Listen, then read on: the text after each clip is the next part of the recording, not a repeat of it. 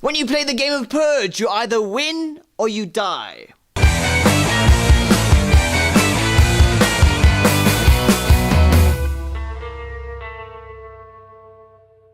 The Purge, a movie where in the United States, the government has sanctioned a law where for 12 hours, 1 day a year, the people may purge, meaning that they may rape, steal, and murder, and the law enforcement and emergency services are completely shut down. Some choose to let loose and purge, and others decide to secure themselves in their homes like our heroes do, the Sandin family.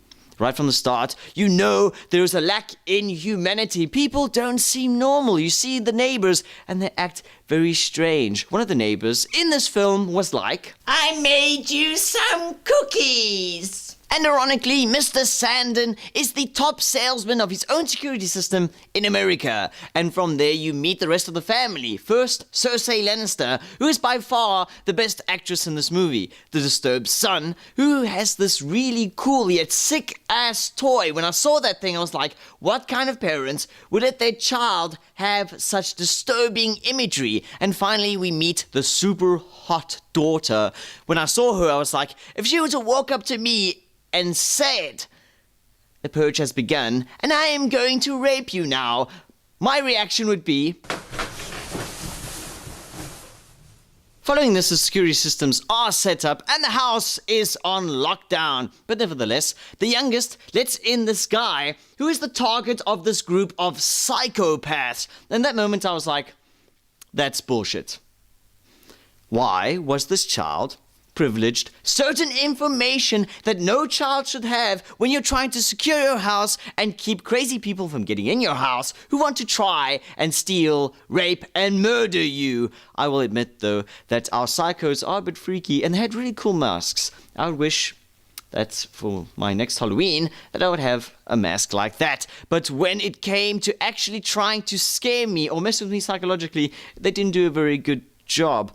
Most of the scary moments were fairly predictable, and those fast scare shots when they try to flash something in your face that's supposed to be scary, you know, for example, when you walk down a corridor and the lights are off, and then when the light switches on you have a monster in your face, those scary moments had no effect on me whatsoever. There was one moment in this movie where I was like, that's really cool.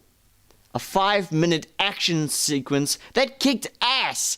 This movie turned, for 5 minutes, from a horror thriller to a proper action flick. You see Ethan Hawke do battle against these 3 psychopaths, and it really get gritty, and they fight, and it's close combat, and it really kicks ass.